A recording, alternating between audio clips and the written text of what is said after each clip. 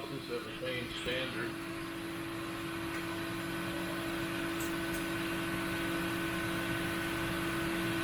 And so each one of these peaks represents one of the compounds in the mixture of fames. So I'm going to double right click on one of these. When I do that, I get the mass spectrum for that spot where I click. And that is the mass spectrum for this compound right here. And if I double right click down below here on the mass spectrum, it will do a library search and find the best match for that spectrum. And it turns out it's methyl tetradecanoate, which is the methyl ester of a C14 fatty acid. So it automatically tells you like what compound it is, just by clicking on it? It gives you the best match. Okay. It's not always correct. How would we have to like verify the match, see if it's correct? Well, in this case, we know. I'm gonna get back to this. We know what these compounds are because this is a mixture of standards. And I know for a fact that compound right there that produced that peak is the methyl ester of a C14 fatty acid. It's methyl tetradecanoate. And so I happen to know that. There's also another check.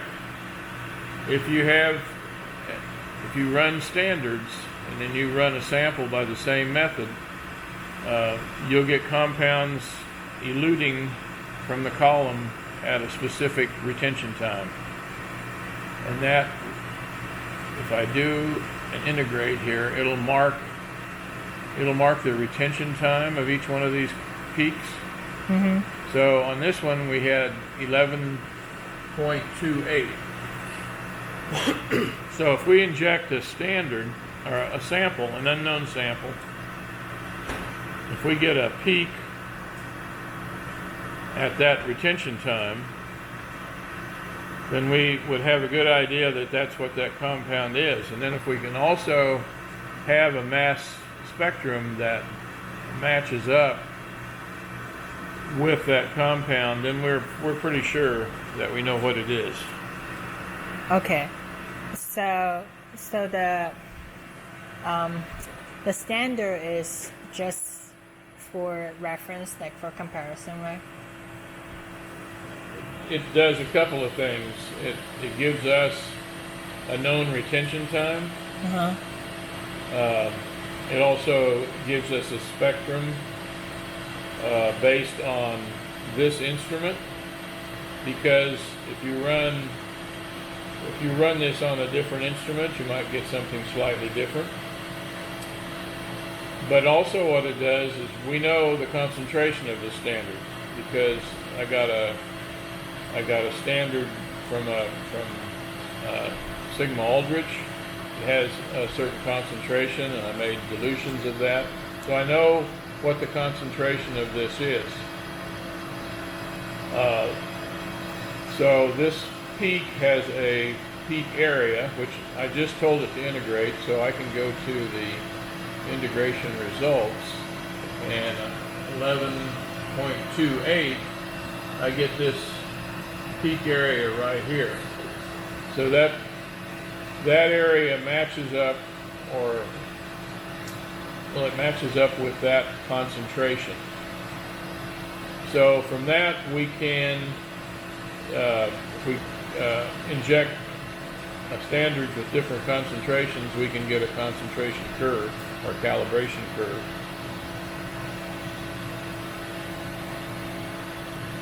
We also can do something else.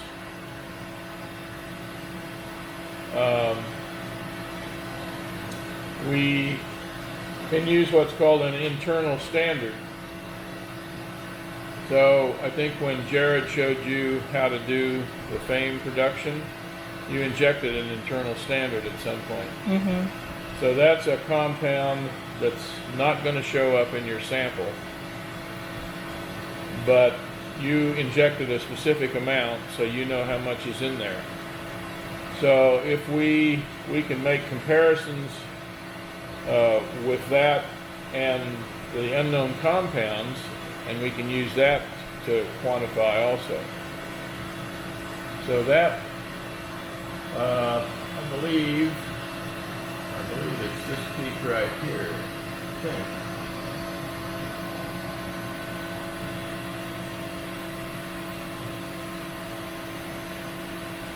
So that's the mass spectrum of this peak, which I think is the internal standard. And it is. It's an ethyl ester. So when we produce FAMEs, we're using methanol. It's going to produce methyl esters. So we're not going to get any ethyl esters. So that means this ethyl ester is a good candidate for an internal standard. And so we know how much, we know the mass of internal standard that we injected. We can then measure the peak areas of our in our unknown sample for various compounds, and we can compare it to the internal standard, and we can get concentration. Compare to see if the unknown compound is on the left or on the right. Is that what we're trying to compare? No, we're using the peak areas of the internal standard versus the peak area of the compound. Yeah. We use that ratio to determine the concentration of the unknown compound. Okay.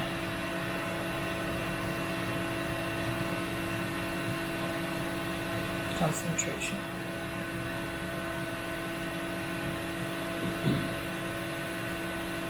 So in this case, we integrated all these peaks.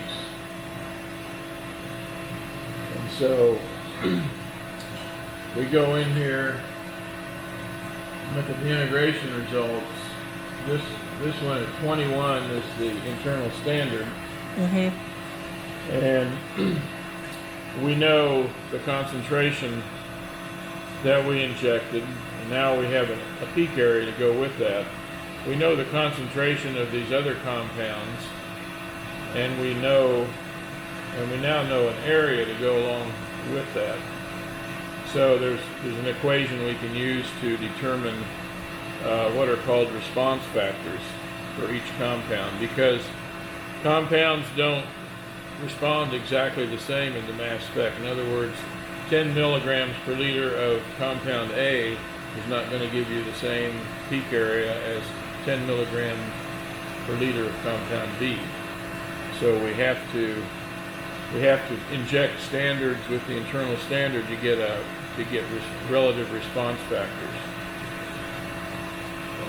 Might be easier if we look at the equation.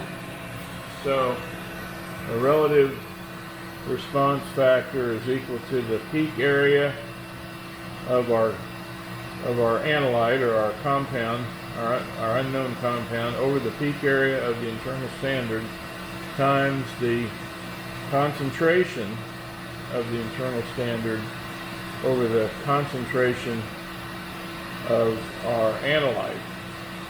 And these concentrations are known because we injected a standard. So we just use the ratio of the two peak areas and determine this response factor.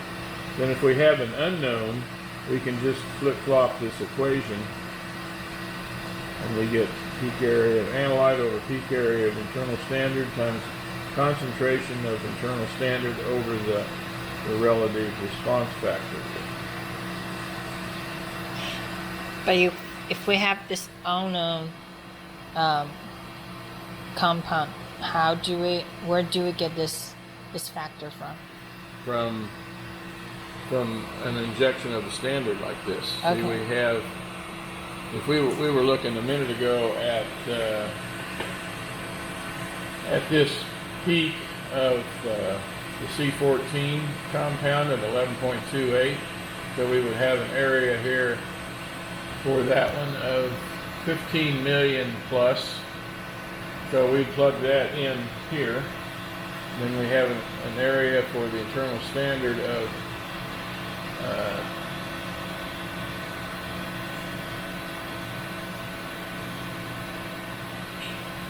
actually that's 1.5 million plus, and this is about 2.9 million. But we plug those values in here, and then we know these two concentrations because this is a standard, and then we would determine this response factor,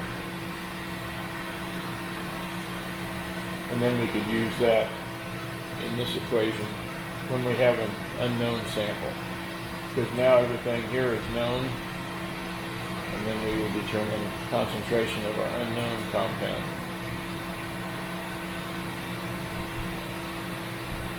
Is the factor the same for everything on this list? No, It's different for each one. it's different for each one of these compounds. You're going to get a different area, so you're going to get a different response factor. Okay. And the concentration, we know that, like when we are preparing the sample, or We know the concentration of this standard that I injected.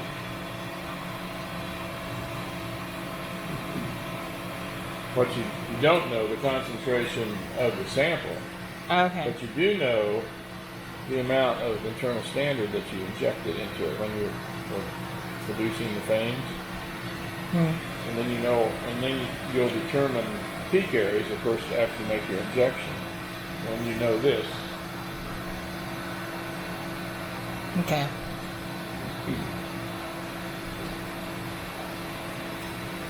So that's basically what we do to get our final results as far as actually operating the instrument. This is the data analysis software. This is our instrument control software. So actually, let me show you how you get to that.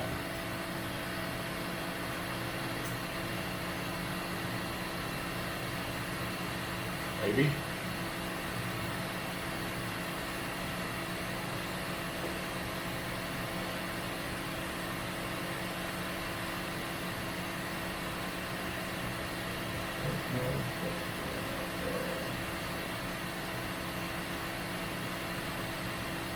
So this is this bright green icon here is the what says GCMS spec.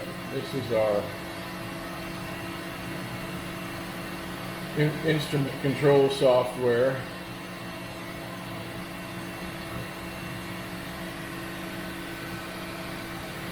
It should be on most of the time, but I just wanted to show you in case it's not, where to go to bring it up.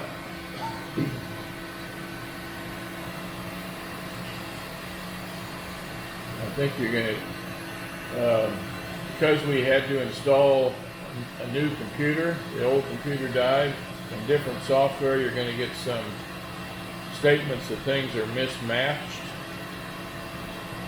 but we can basically ignore that.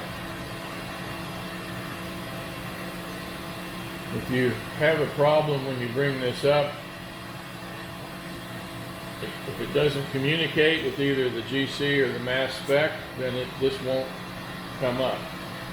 If that happens, basically if it happens the first time it happens, just see me and deal with it. So there's basically two different pages or whatever on this. This is the instrument control side. But there's also what's called here a tune and vacuum control page. And what we normally do before we start a run is do what's called an Autotune.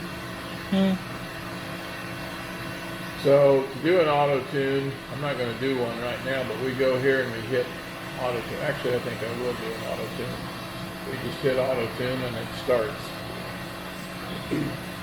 So what's happening now is that there's a little vial here with a very small amount of a compound in there, and it injects a little bit of that into the mass spec, and the mass spec looks for the characteristic masses or the mass spectrum of that compound, and it makes sure that everything is lined up. In other words, the mass that's being produced, mass fragment that's being produced by that compound, is exactly the mass that's being seen by the mass spec. And this takes about 3 or 4 minutes. In the meantime, while that's running, you can make sure that that this is ready to go. We wash the syringe, which is right here. One thing I usually do is I check the syringe, make sure that it moves, that the plunger moves easily, and it is. If not, we'll have to clean it, and I can show you how to do that when it becomes necessary. How do you wash it? Well, we take it out of there and we just pull up solvent, usually.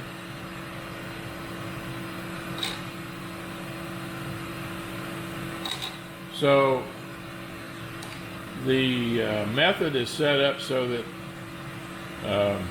the syringe rinses itself out with solvents, and in this case we're going to rinse it with methanol and then DCM. And so we want to make sure that these bottles are filled up to about the mark here. And the DCM is much more volatile than the methanol, so it's frequently low. And so there's a couple of bottles over here that you can use to fill those up. Okay.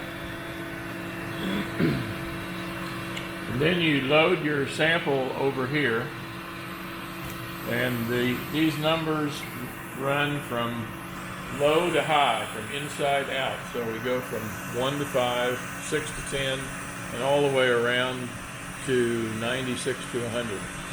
So make sure that you know which number you're putting your samples in, because you tell this when you program it. You'll tell it where each sample is, and it'll go get it and bring it over here.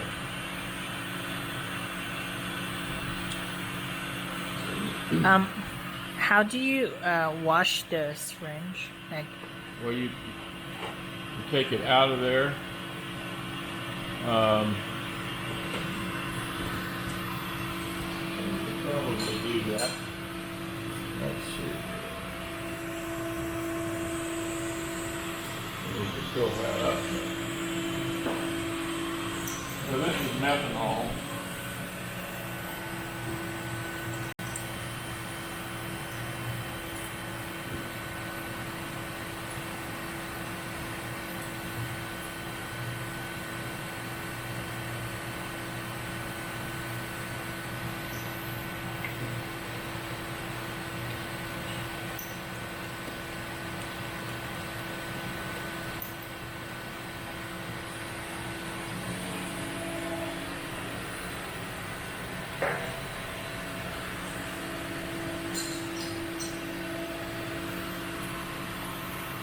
So this little black piece flips back like that, and then you unscrew this here,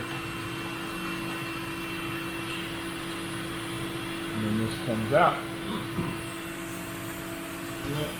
Like I say, this was moving pretty well. But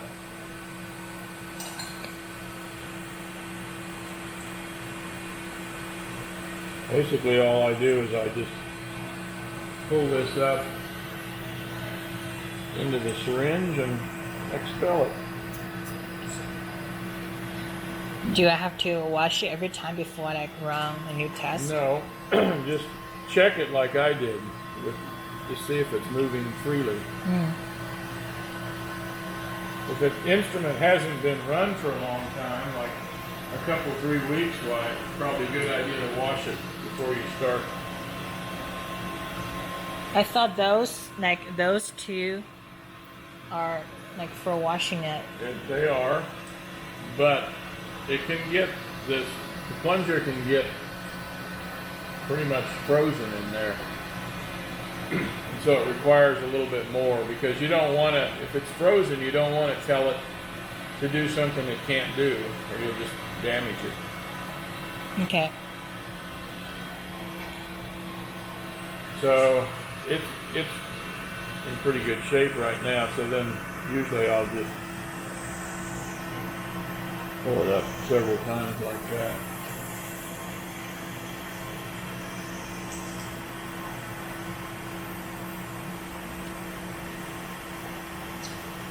And sometimes I pull it up too far.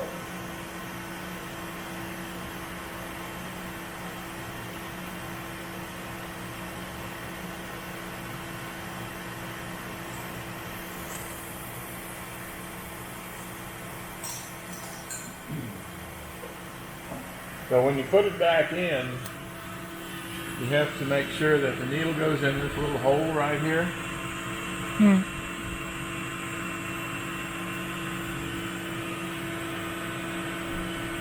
And then this piece fits right in there. And then the black thing swings over the top again. And then this is a step you really have to check. And you screw this on, but sometimes it just doesn't take. And so you have to make sure, again, that when you move this, that you're moving the plunger. Sometimes it doesn't take, and you move this and the plunger doesn't go anywhere. And if you do that, you can run a whole run of samples and you won't get any results because you're not sampling. So we're in good shape now. Awesome. And the Autotune has finished. It prints out over here. Do you do the Autotune every time before you test anything, or just like every time when you restart the software? You don't have to do it every day. Like if you were going to run 2 or 3 days in a row, and the first day looked good, you wouldn't necessarily have to do it. But if you come up here to run samples and you don't know when it's been run, who ran it last, then you definitely need to run an Autotune before you start your sequence. And there's a lot of information here. But what I mainly look at are 2 things, and that's one is the peaks, and that's an indication of how clean the system is. It must be below 200, and I like to have it below 140, and it's below 140, so it's in pretty good shape. A lot of times it'll actually get down below 100, but it's not in too bad a shape. And then the other thing you want to check for is the air and water, and that's the air and water. The amount of air and water is an indication of whether there's a leak in the system. And so it shows the water, and then the nitrogen and the oxygen. It also shows the CO2. These numbers must be below 10%, and you really should be below 5 if the system is running well and there isn't much of a leak. And they're all below 5. So this was 96. That's just a percentage of the nitrogen over the water. If they're all low, I don't pay any attention to that.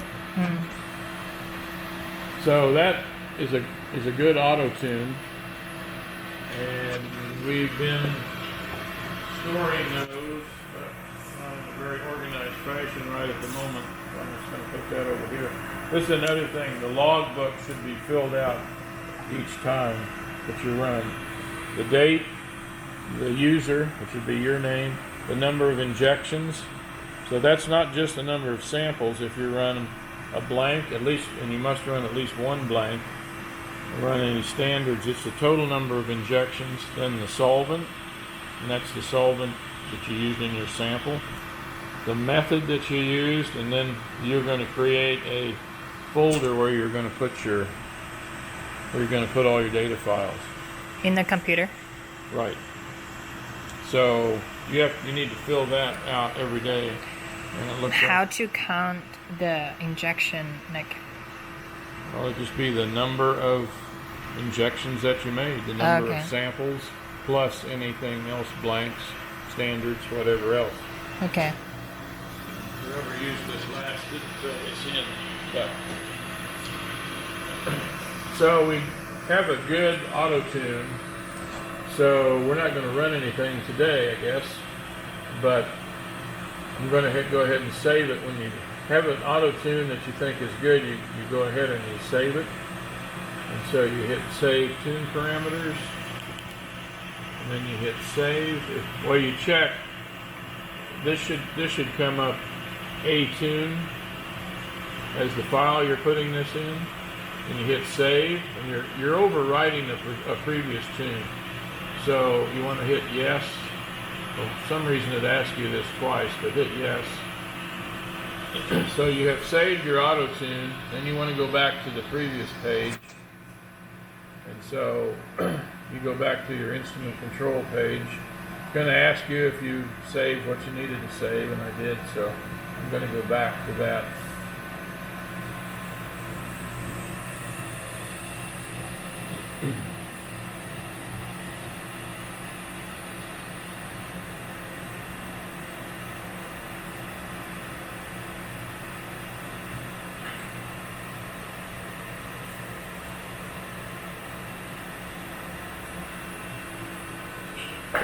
Now the method that you're going to be using is the one that Jared's been using. He's got it here.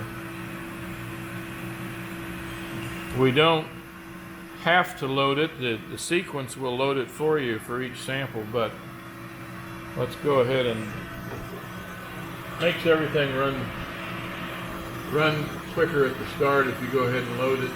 So we're going to hit load method. And then we're going to go down here. It goes through Mass Hunter, GCMS 1, and then methods. And we want Bane 10 BB,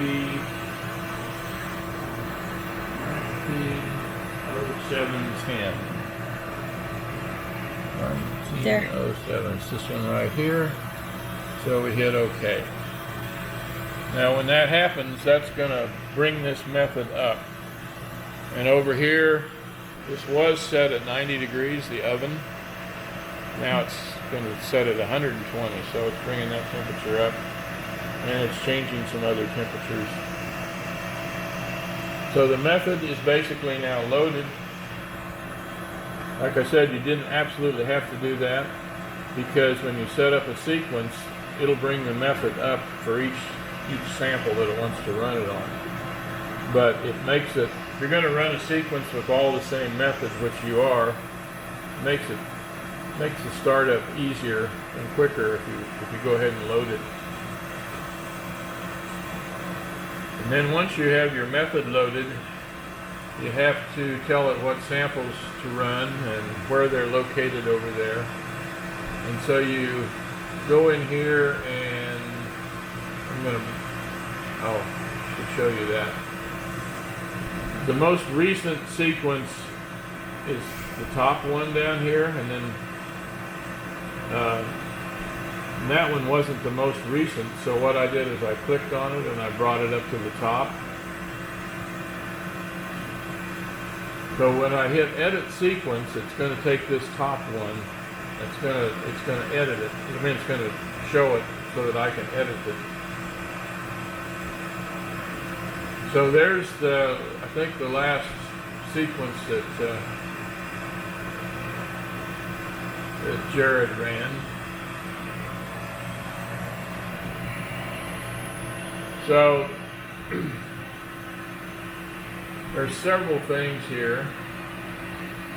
There's two places where you name your sample. Over here it just says name. You can basically write any kind of description you want. But over here is the data file, and there are some restrictions there. You cannot use decimal points in the data file, and you cannot use slashes or backslashes. And all of these must be unique, which obviously that makes sense. So for each sample that you enter, you tell it where it is. Under this column it says vial, which means he's got, his first one is position 4, so that would be right there. So he's indicated the position where all of these are. You also need to tell it what method you want to run. And you can run different methods for different samples, but in your case it's pretty much going to be all the same. So to enter a method, this method's already here, the one we want to run, but you click here and it'll let you browse for a method. And once again you go down here to Mass Hunter, GCMS 1, and methods. And then we can find the method that we want, which would be this one here. It's already in there, so but that's how you can bring up a method. And when you do that, when you hit OK, it not only brings up the method file, but brings up the method path. And then you want to give it a folder name. See, he's put all his into Hutton, Fame, and a date. So you probably would want to use your name, maybe Fame, and a date. And so to do that, you go here, and in this case you want to go to Mass Hunter, GCMS 1, Data, and you just highlight Data, and you just say make a new folder. Okay. And then once you do that, you can hit OK, and it'll put the folder with the full path on there. And then you do that basically for all the samples you want to run. And one other thing is we always want to run a blank. I think in your case you'll want to run maybe a blank for the first sample too. But we always want to run a blank on the last sample, because whoever's going to use this instrument next, we're going to assume they don't know who used it or what kind of samples they were. If you run a blank at the end, that'll at least help clean everything out of the column. So what's being injected when we're running blank? When running blank, it's just the solvent. Okay. And so frequently, I think Jared's been doing the same thing. Frequently, there's a DCM blank. Frequently, we just put that in one. But you can put it anywhere as long as you tell it over here where it is. Where can I find more of those? Or I just inject them? There are vials. There are vials. There are caps. This package is running low, but we have another package here. If you run low on either one of those, there are probably, if you're going to run with Jared, produce Fames tomorrow with Jared, is that right? There's probably some more of these downstairs, but if not, let me know. Okay.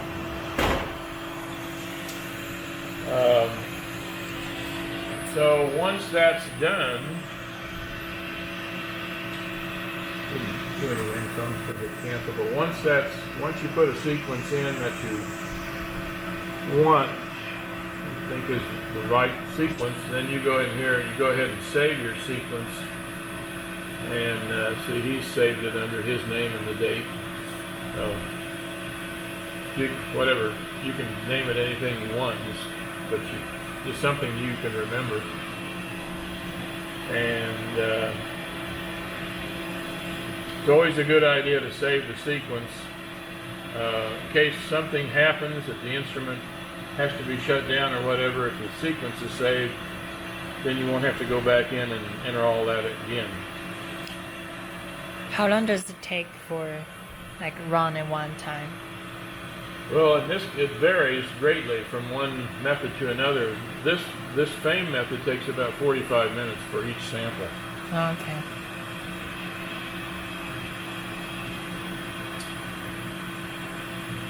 So obviously, if you have quite a few samples, it's going to take quite a long time to run. Let's see. GCMS. Oh, once the sequence is in place, all your samples are over there in the right position. You go here and you go to run sequence. You'll once again have to tell it here what folder it's in by hitting browse, and going down here and finding it. So it's in the same order: mass hunter, GCMS 1, data, and then you find the folder that you just made, that you just created. And you hit OK, and it goes in here. And then once that's done, you can hit run sequence. Don't hit OK, that won't really do anything. Just hit run sequence once you're ready to go. And what will happen is you'll see a yellow bar appear here if everything is ready to go, and fairly quickly it'll start the process of retrieving the sample from over here, bringing it over here, and doing all the washing, and then it'll inject the sample, and then it'll take the sample back over there. Once it takes it back over there, I recommend taking that cap off, which has been punctured, and replacing it with another cap, and eventually, or right away, or eventually putting it in the refrigerator in case you need to run that sample again. And you said it will wash itself, so every time when it's running a sequence, it will wash it first, Yep. then inject the sample. Yep. It'll wash with solvent A, then it'll wash with solvent B, I believe 3 times each. Then it'll wash with the sample itself 3 times, and then it'll actually pull the sample up in the syringe and back, and inject it or expel it back into the vial, I believe 6 times, and then finally it'll pull up 1 microliter and inject it. And then after that, it'll wash itself again with the solvents, and then it'll take the vial back over there.